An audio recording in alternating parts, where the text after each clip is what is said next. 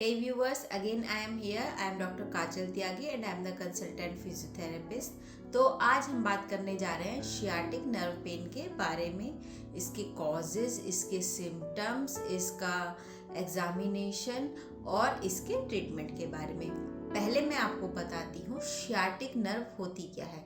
Sciatic nerve is the largest and thickest nerve of the body, जो आपके spinal cord से होते हुए आपके डीप डाउन जाती है, आपके बटक्स में, आपके हिप में और आपके पैरों में। और ये नर्व स्पाइनल कॉर्ड से होती हुई दोनों तरफ जाती है, आपके दोनों पैरों में ये नर्व जाती है। और ये बहुत ही रेयर चांसेस होते हैं कि किसी भी पेशेंट को दोनों नर्व में पेन हो, यानी कि दोनों तरफ शियाटिक पेन हो। 90% चांसेस होते हैं कि पेशेंट को सिर्फ एक लेग में शियाटिक पेन होता है। अब बात करते हैं इसके कॉजेज़ के बारे में। इसके कॉजेज़ में आ जाते हैं, हर्निएटेड डिस्क होती है अगर आपको, तो शियाटिक पेन होता है। और अर्थराइटिस होता है तब ये प्रॉब्लम होती है।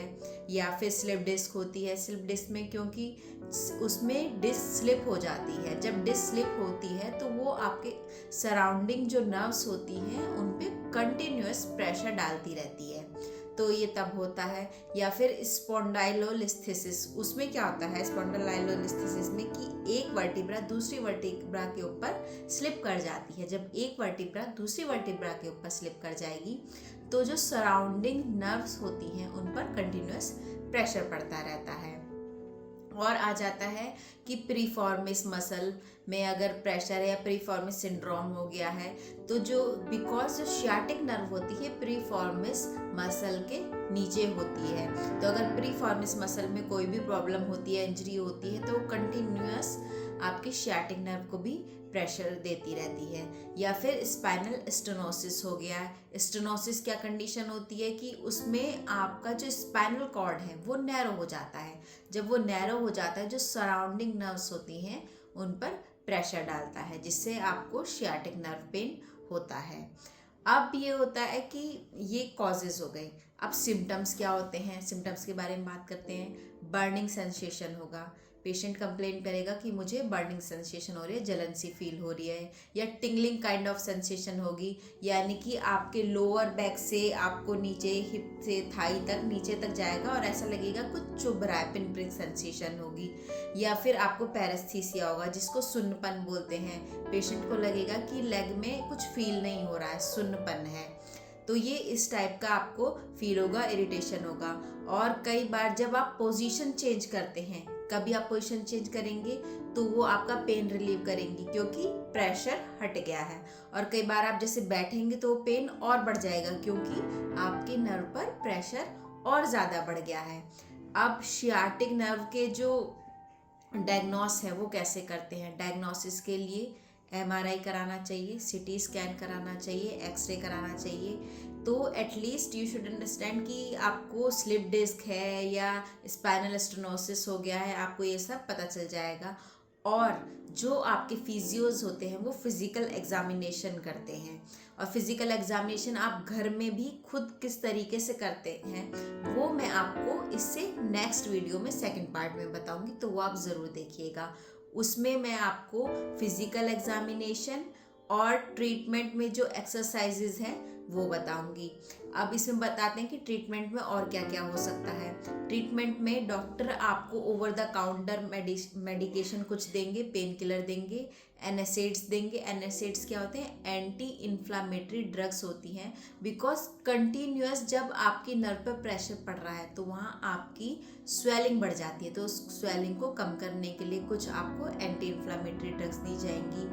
डॉक्टर आपको सजेस्ट करेंगे कि आपको हिप में और आपको बैक में आप ice pack and cold pack लगाइए, तो वो आपको करना होगा। रेस्ट आपको करना होगा, ये सब आपको करना होगा। अब देखते हैं कि एक्यूट केस कितने दिन में ठीक हो जाते हैं। जो एक्यूट केसेस होते हैं वो 15 से 20 दिन में ठीक हो जाते हैं, थोड़ी बहुत एक्सरसाइज, थोड़ी बहुत मेडिसिन से, और कई बार आपको इन सब की जरूरत नहीं पड़ती, ठीक हो जाते हैं। बट जो क्रॉनिक केस होते हैं, क्रॉनिक केस आपका 1 महीना से 2 महीना से 3 महीना भी ले सकता है। बट अगर आप एक्सरसाइज करते हैं, ट्रीटमेंट ढंग से करते हैं, तो आप डेफिनेटली ठीक हो जाएंगे। ये तो आपके कॉजेज हो गए, सिम्टम्स हो गए, डायग्नोसिस हो गए। अब मेन चीज़ आती है कि जो आपने डायग्नोस किया कि आपको शियाटिक पेन, जब आपको लग गया कि शियाटिक पेन ही है, तो इसमें क्या होता है कि मोस्टली तीन कंडीशन ऐसी होती है कि जिसमें 100% ये हो जाता है कि आपको शियाटिक पेन ही है।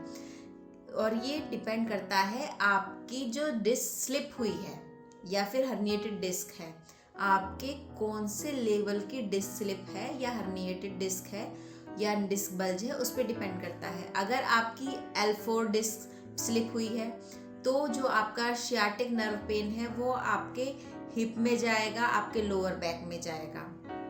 अगर आपका L5 डिस्क स्लिप हुआ है तो आपके लोअर बैक में, हिप में, थाई में जाएगा। और अगर आपका S1 डिस्क हुआ है, अगर S1 में प्रॉब्लम आई है तो उसमें क्या होगा कि आपका लोअर बैक, हिप, थाई और नीचे आपके पंजे तक पेन जाएगा। और ये पंजा जो आपका फुट होता है उसके लेटरल साइड में फील होगा, जो आपकी छोटी उंगली होती है वहाँ पर आपको टिंगलिंग काइंड, नमनेस, पैरेस्थीसिया, इस टाइप से आपको पेन फील होंगे। तो तब डिसाइड होगा कि आपको शियाटिक पेन ही है और किस लेवल पे आपकी नर्व कंप्रेस है। और तब डिसाइड होगा कि ये आपका कंजर्वेटिव ट्रीटमेंट से ही ठीक हो जाएगा या फिर आपको सर्जिकल ट्रीटमेंट के लिए जाना होगा।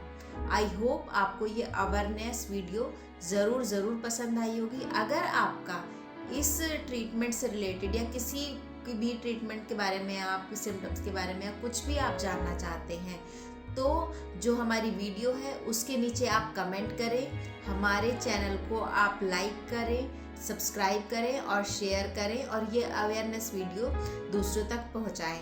और हमारी सेकंड वीडियो आने तक हमसे जुड़े रहें और हमारी सेकंड वीडियो को ज़रूर देखिएगा, क्योंकि उसमें आपको आपकी कोर को स्ट्रेंथ करने के लिए, आपकी बैक को स्ट्रेंथ करने के लिए, आपकी लेग को स्ट्रेंथ करने के लिए एक्सरसाइज बताई जाएंगी, जिससे आपका शियाटिक नर्व पेन बिल्कुल ठीक हो जाएगा।